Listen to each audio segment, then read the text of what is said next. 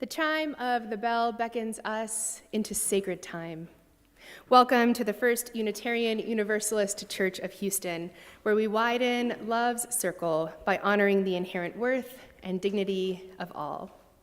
However you arrive today, we welcome you, and we extend a heartfelt and inclusive invitation to join us in meaningful worship and in service to the world. Buenos días y bienvenidos a esta comunidad donde ampliamos el círculo del amor, honrando el valor y la dignidad inherentes de todas. We greet all those who join us this morning, and we hope those watching the live stream will fill out the online attendance form and refer to the many announcements in our online order of service. We ask those here in person to take a moment after the service to introduce yourself to somebody you don't yet know. Now, please join Savannah for our first song. Please rise in body or spirit and join me in singing our first hymn, in hymn 1051, We Are, in your teal hymnal.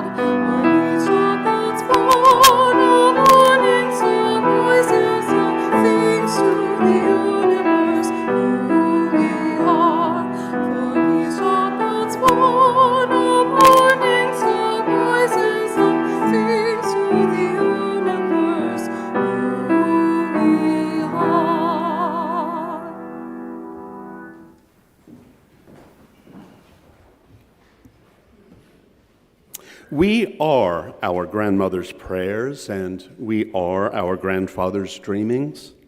We are the breath of our ancestors. We are the Spirit of God. We reflect upon the year now concluding and those years prior, filled with the prayers and dreamings of our ancestors.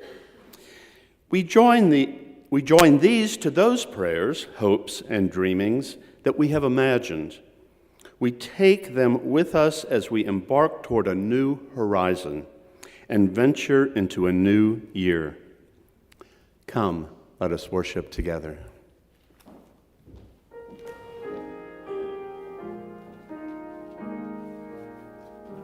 Celebremos compartiendo nuestras vidas, encendiendo esta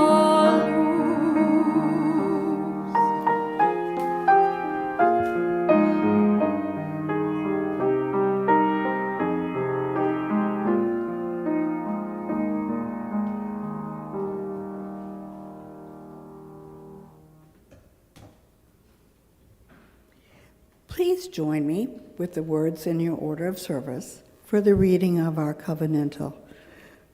congregational covenant. Love is the spirit of our congregation. Service is our prayer to dwell together in peace, to seek truth in love, and to encourage one another. Thus do we covenant.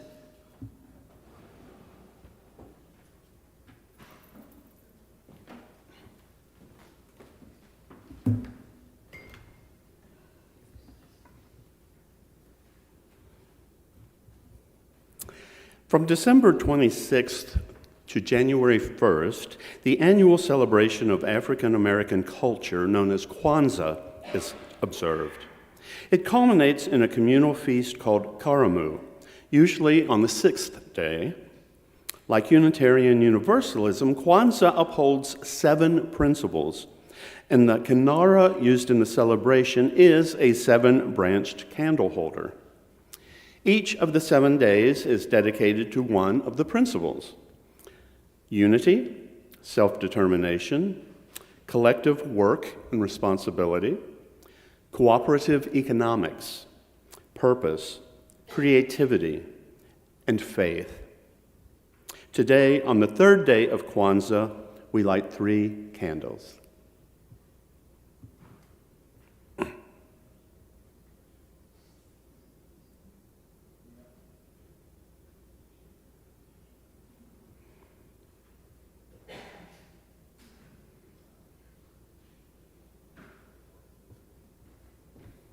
Blessed be.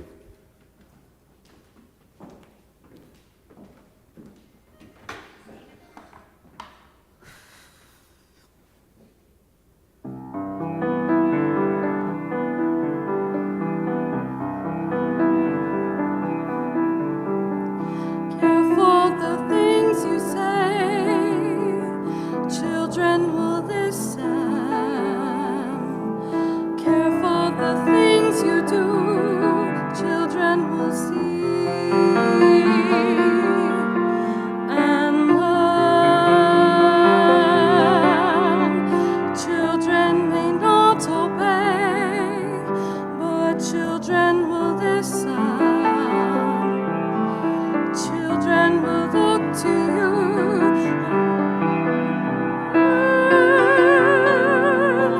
To learn what to be. Careful before you say, listen to me. Children will listen. Before the wish you make, wishes are children. Careful the path they take, wishes come true. Not free.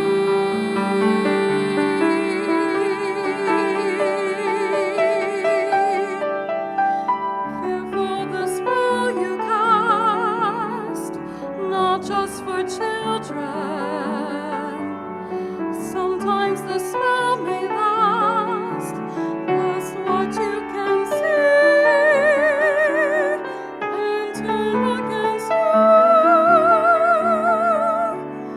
Careful the tale you tell, that is the spell. Children will listen.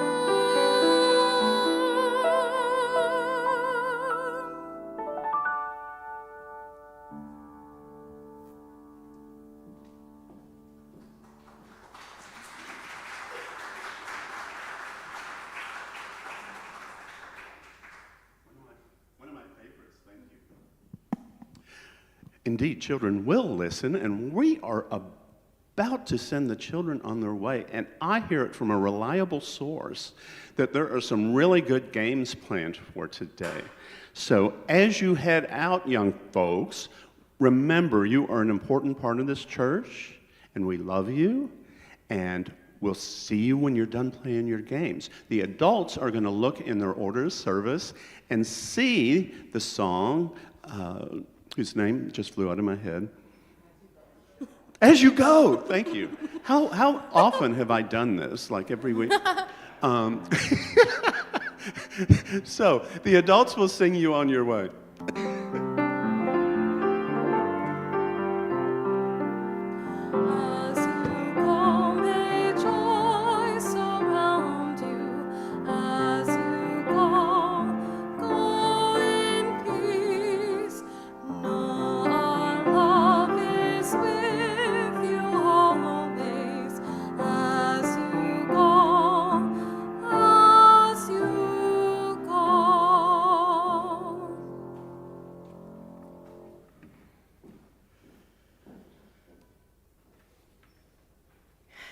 Settle now, friends, into this space.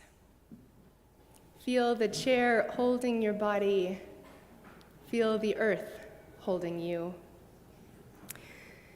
Do that body scan and notice anywhere that you may be holding tension. Maybe you've spent the past couple days holding children or crouched over unwrapping presents. That might be sitting anywhere in your body. So send some grace and some love and some looseness anywhere that feels tight. Allow your breaths to move in and out of your body naturally. And extend some gratitude to that natural rise and fall.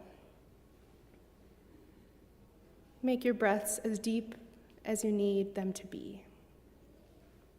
And let's breathe together. Breathing in, I know I am breathing in. Breathing out, I know I am breathing out. Breathing in, I am grounded. Breathing out, I am grounded. Breathing in, I am calm. Breathing out, I am calm. Breathing in, I am peaceful. Breathing out, I am peaceful. Breathing in, I am safe. Breathing out, I am safe. Breathing in, I am grateful. Breathing out, I am grateful.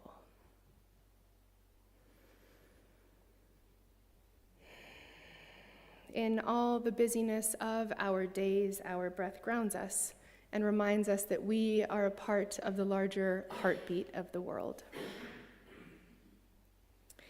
We speak now to that which is larger than any of us, larger than all of us, to the great hand of the universe, to the wonder that keeps the stars apart. Spirit of life, meet us here right now, right where we are, in this strange liminal time where much has been done and much will be done. May we be met here in these moments with the peace and restoration and love that equips us to wake up to a new year with all its gifts and all its grief. And may we remember the deep and steady capacity of this community, of our breath and of our hearts, to accompany us along the way. Amen. We pause now together every week to lift up that which sits heavy and light on our hearts. We happily send congratulations to board member P.D. Wadler and James Dowdy on their engagement this week.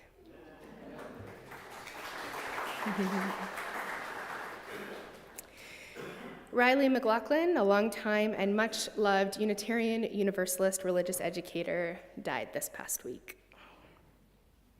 Cheryl Rivers, our bookkeeper, was released from the hospital last Friday, and she continues to recover from an infection at home. Bill Wallauer underwent surgery on Monday. We hold him and Elizabeth Long in our hearts as he recuperates.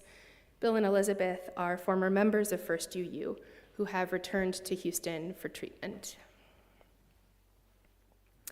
We keep Martina Staples in our thoughts as she navigates ongoing health concerns.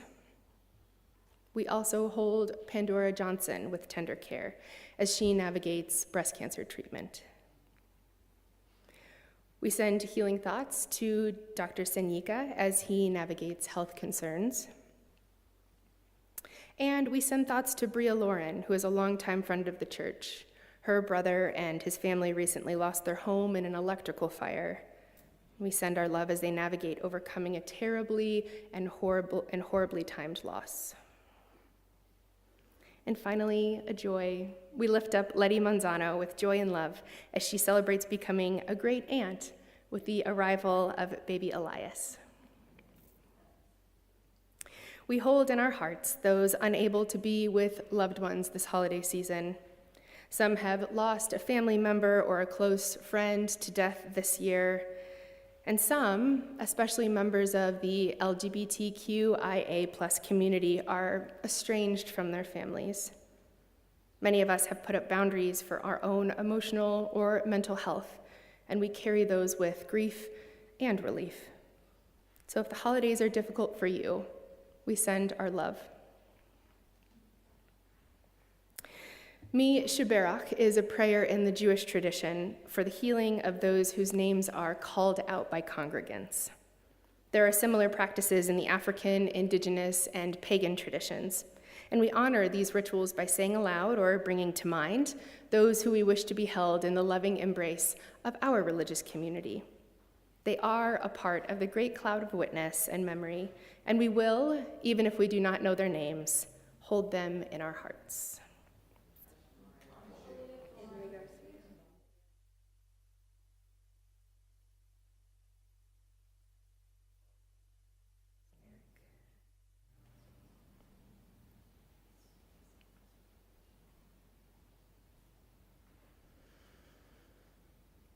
Along with all spoken aloud, let us remember the suffering and joy amid our community that we do not know, and that which is kept in the silence of our hearts. We pause together in awe and wonder of the beauty, diversity, and mystery that is life. In the spirit of love, in the spirit of hope, and in the spirit of compassion, I invite each of you to enter into a time of silent prayer, meditation, or reflection.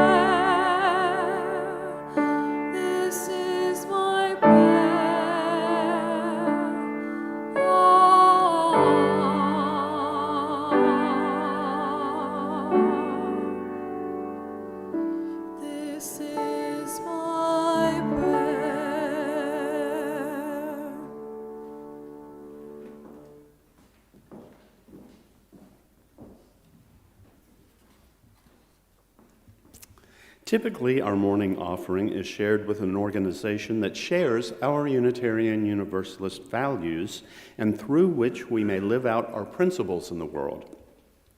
This week, 100% of the donations are going to a program of the church, the Minister's Discretionary Fund. As the name implies, the Minister's Discretionary Fund is the resource that Reverend Colin and I use when the congregants find themselves with a shortage of resources. This is the fund that he and I draw upon to help members of our congregation who are unexpectedly in dire need of help. The fund might be used to help people buy food, pay their rent or mortgage, or cover a medical bill. Also, as the name implies, we use discretion as to who receives help and for how much. But even with careful allocation, because of the vagaries of our economic times, we find the fund unusually low. We ask that you help us to help your fellow congregants by donating to the Minister's Discretionary Fund. Those in our sanctuary will find the instructions for text giving in the order of service next to the name of the shared offering recipient, and those watching the live stream will see the instructions on your screen. Our regular Sunday morning offering collection invites us to weave a tapestry of love and action. We ask you to give generously. An offering will now be gratefully received.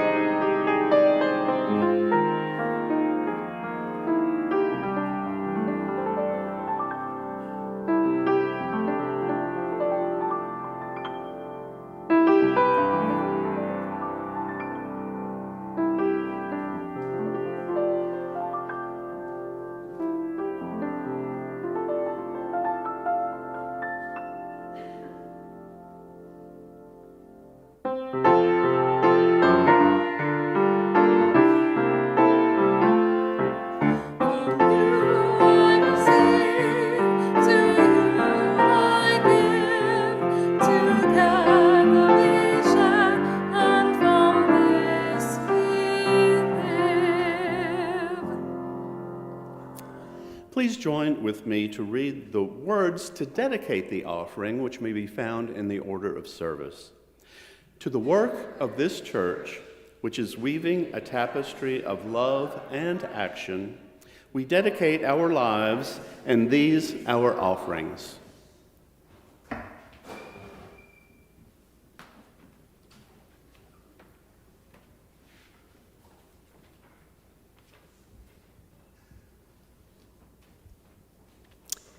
Since Reverend Cooper curated the service this morning, you know there's going to be show tunes throughout.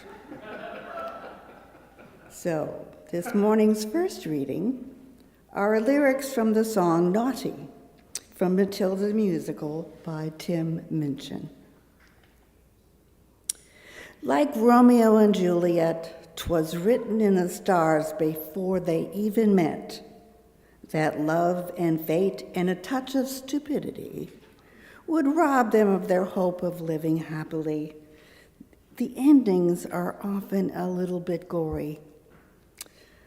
I wonder why they didn't just change their story. We're told we have to do what we're told, but surely sometimes you have to be a little bit naughty. Just because you find that life's not fair, it doesn't mean that you just have to grin and bear it.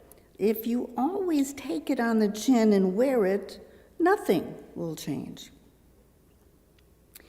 Even if you're little, you can do a lot. You mustn't let a little thing like little stop you. If you sit around and let them get on top, you might as well be saying you think it's okay. And that's not right. And if it's not right, you have to put it right. Here ends the reading.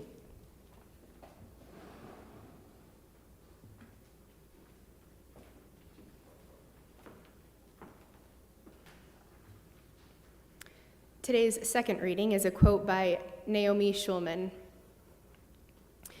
Nice people made the best Nazis. My mom grew up next to them.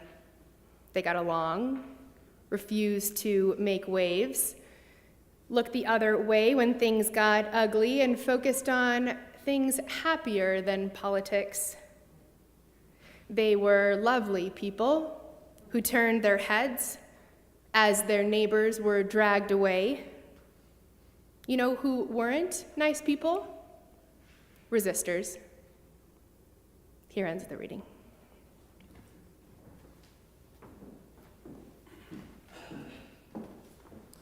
Please rise in body or in spirit and join me in singing hymn 323, Break Not the Circle, in your gray hymnal.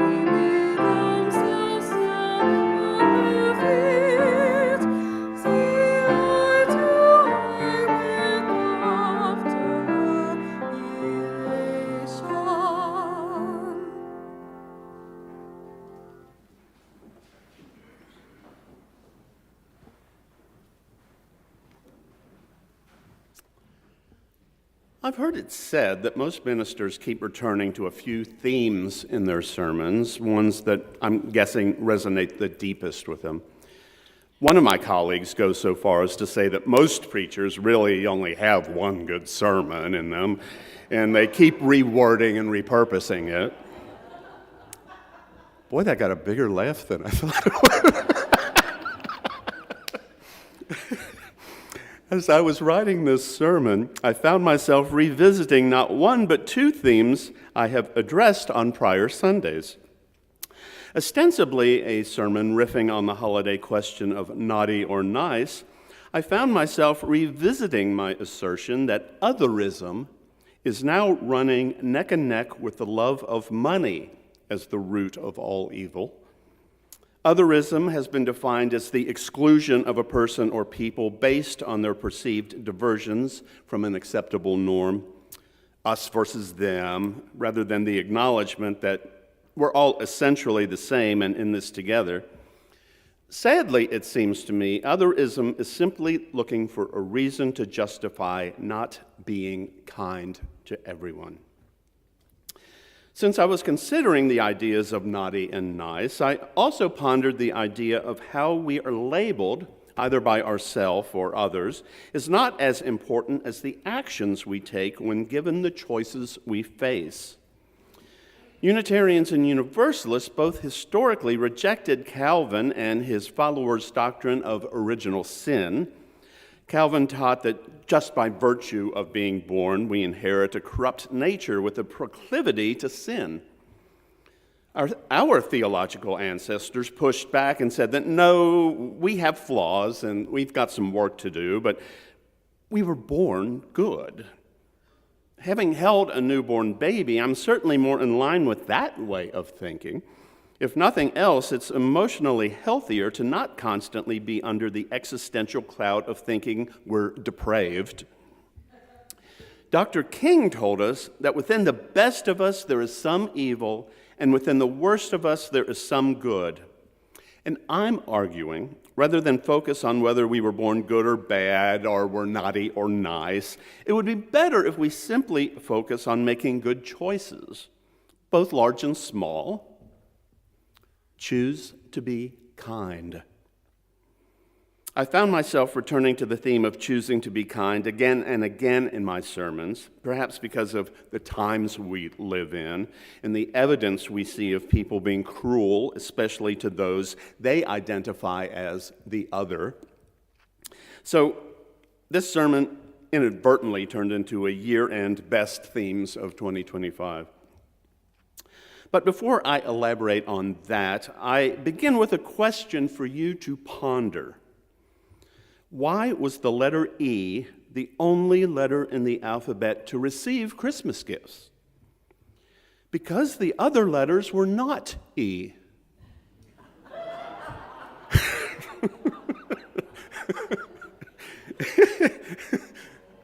First time I've ever got a groan. Okay. I trust most of you were nice like the letter E this year rather than being not E. And perhaps you received lovely gifts, some of which you may have even asked for or wanted. Others may have been on Santa's naughty list and received an unwanted gift to show as a result. At least on this side of the pond, Santa Claus's only real threat is to bring coal instead of a desired gift. But coal is still a gift and would prove useful if you have a Yuletide Texas barbecue planned. If you're familiar with David Sedaris' Santaland Diaries, portraying Crumpet the Elf, Sedaris informs a misbehaving child that Santa no longer traffics in coal. Instead, if you're bad, he comes to your house and steals things. Riley's mother soon became very sorry she asked for Crumpet's help to discipline her child. But in the Alpine folkloric tradition, Santa has a foil. The Krampus is said to accompany St. Nicholas on visits to children. In this tradition, St. Nicholas rewards well-behaved children with small gifts, while Krampus punishes badly behaved ones with birch rods. I imagine children have a more compelling incentive to be good when there's a horned beast over Santa's shoulder wielding wooden weapons.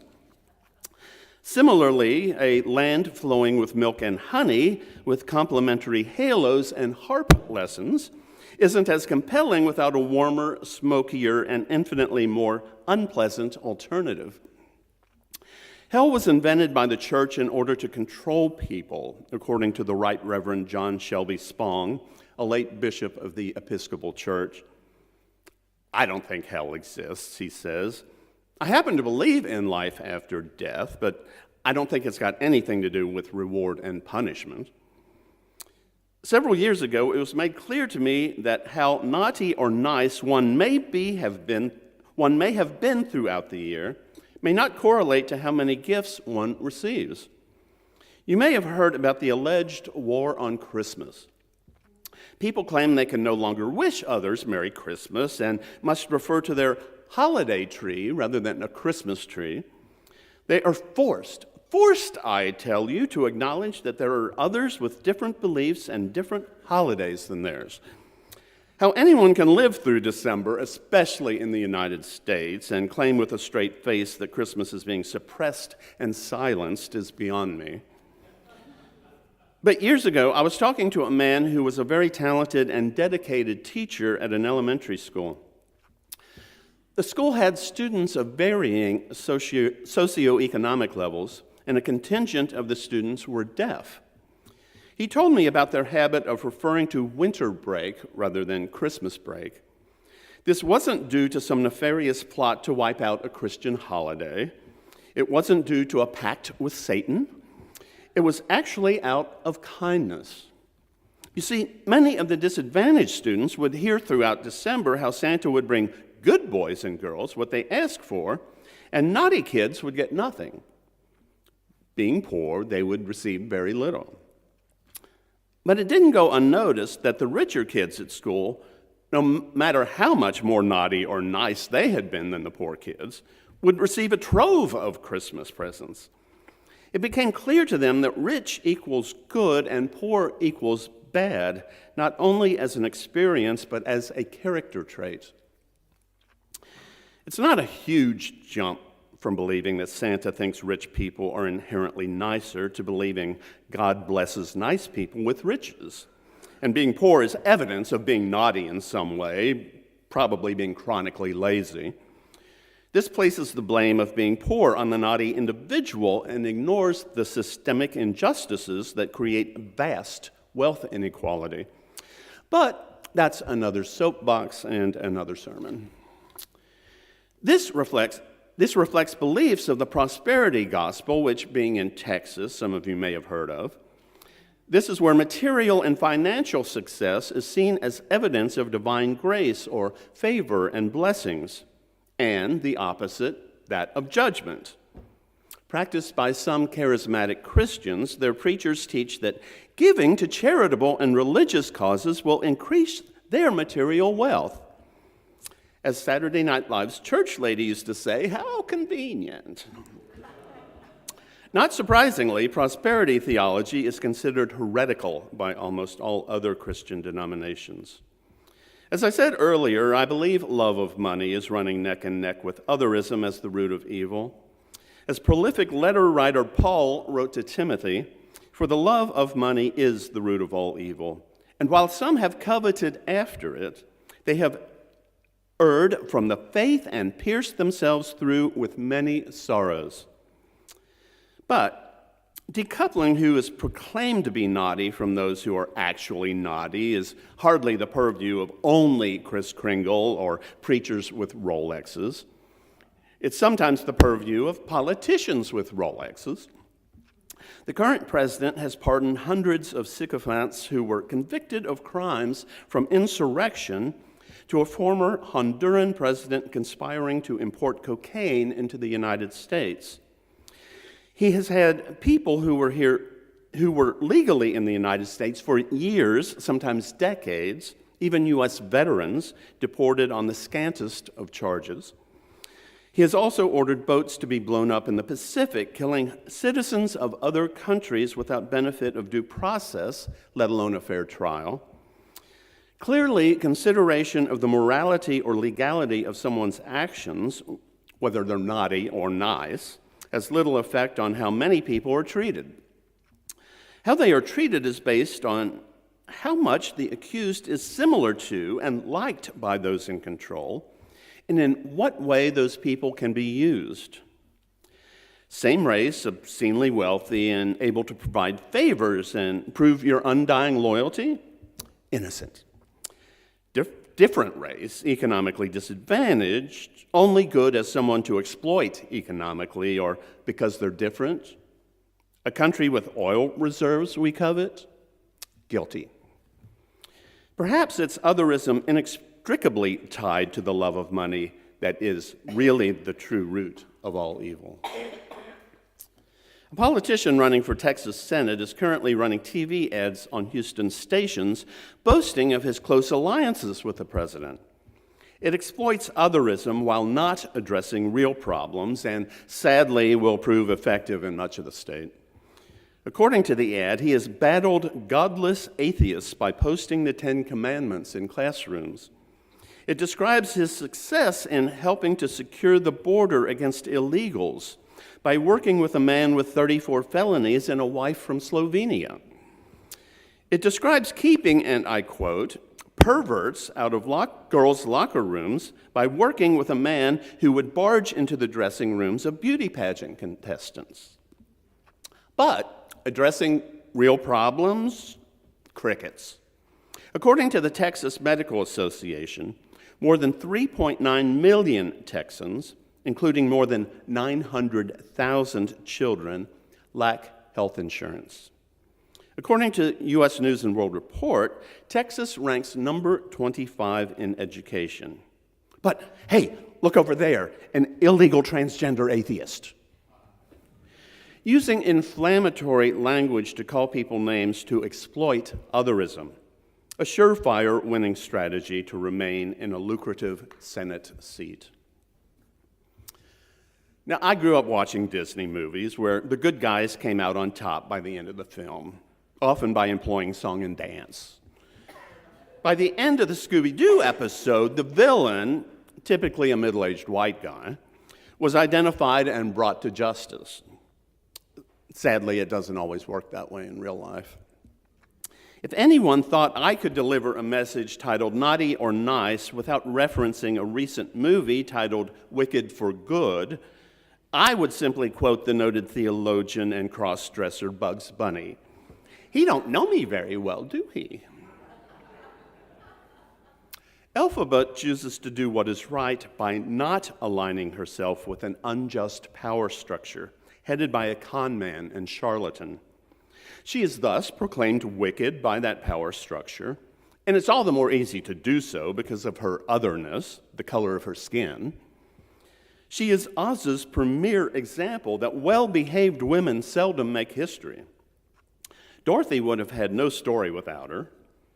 Near the end of the movie, Elphaba, now embracing her moniker of the Wicked Witch of the West, asks Glinda to not try to clear her name. Glinda doesn't understand, but finally agrees.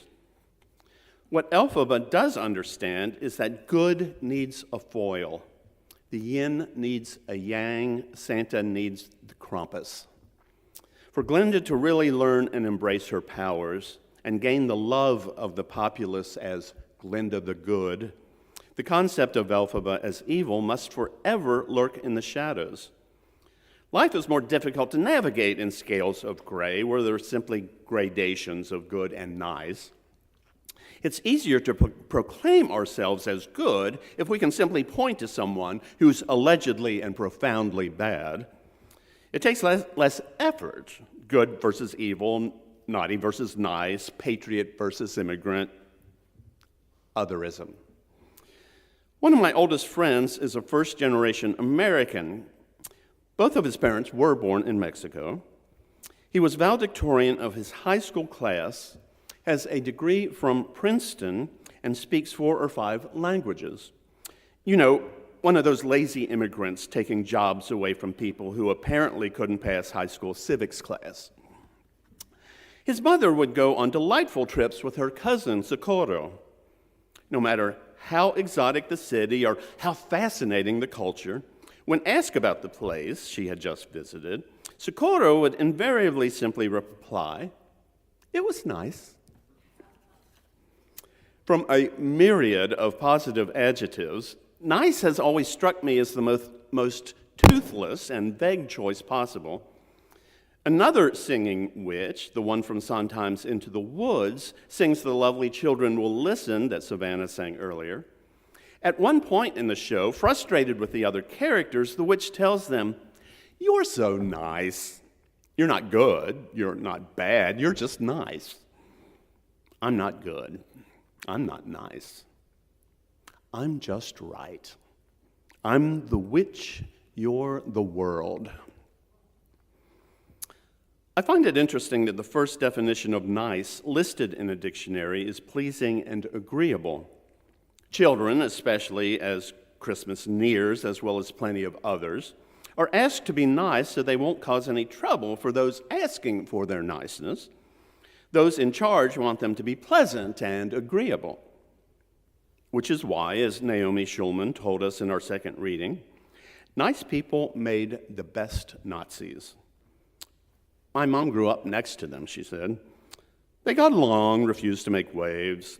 looked the other way when things got ugly, and focused on happier things than politics.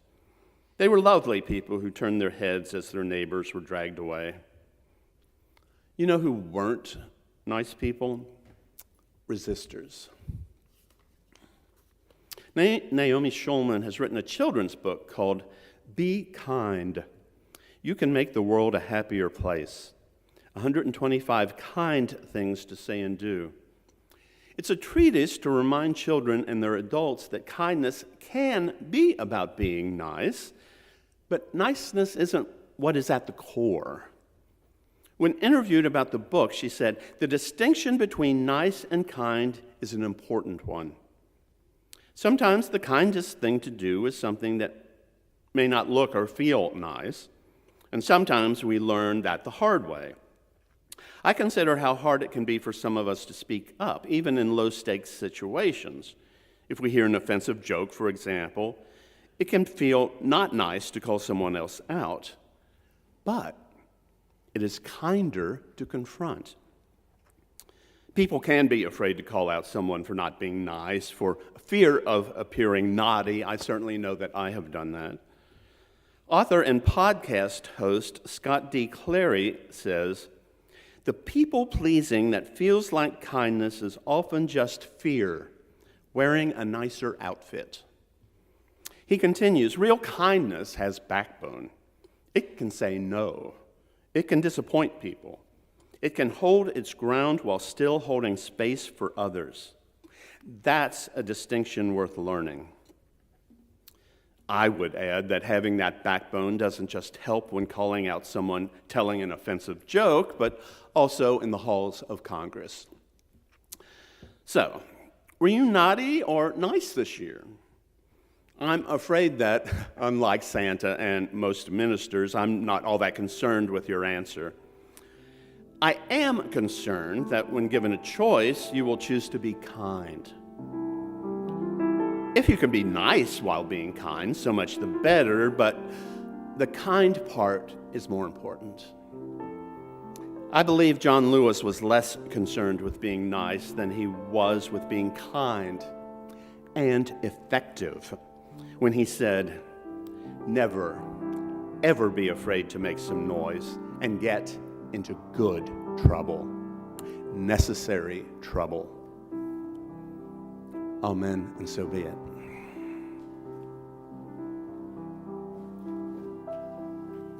Please rise in body or spirit and join me in singing hymn 350, The Ceaseless Flow of Endless Time, in your gray hymnal.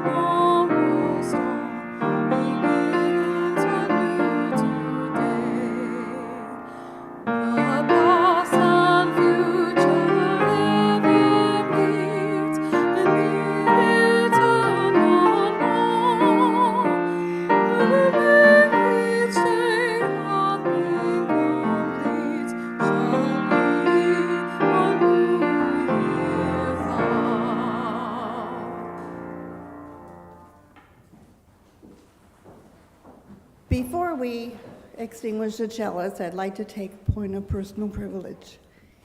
As we approach 2026, I personally am joining the naughty list. I hope to see you there with me.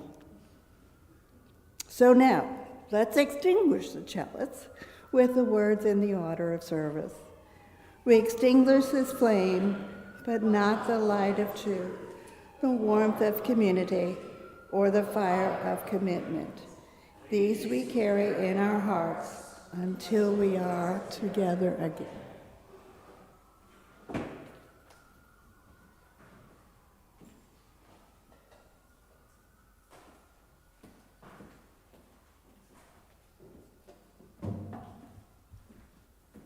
Will you be naughty or nice this upcoming year? Choose kind. And heed the words of Henry David Thoreau, be not simply good, be good for something. Go in peace, go in love, and walk in kindness.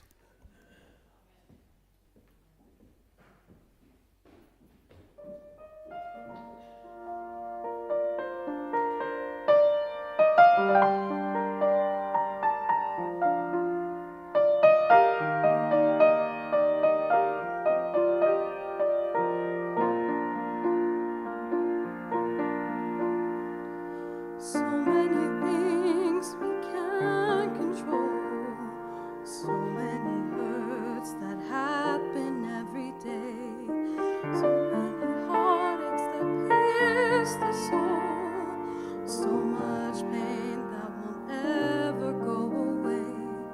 How do we make it better?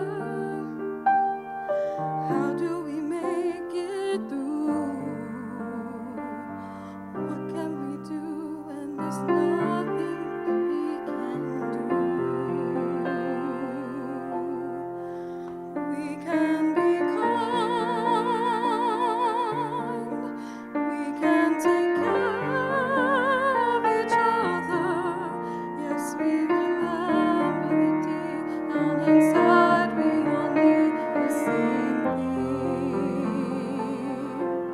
And maybe we'll find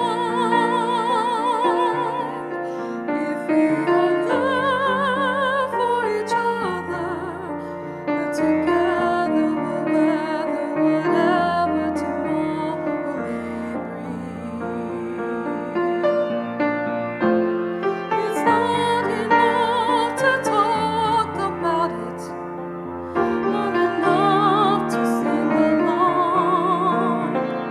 You must walk the walk about it.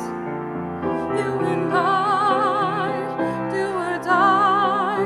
We've got to try to get along. We can be kind. We can take care of each other. We can remember that deep down inside we all need the same thing. And maybe we'll find if we are there for each other, that together we'll weather whatever tomorrow may bring.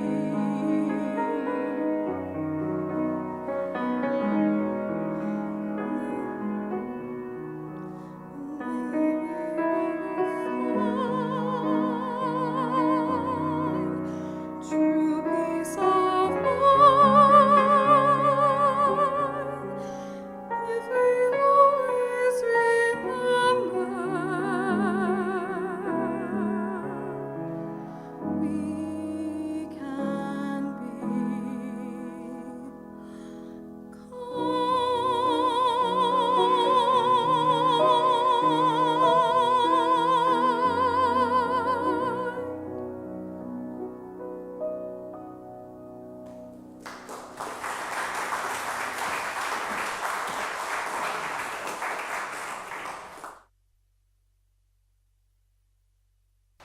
Thank you for joining us. We want to know who you are and would love to connect with you.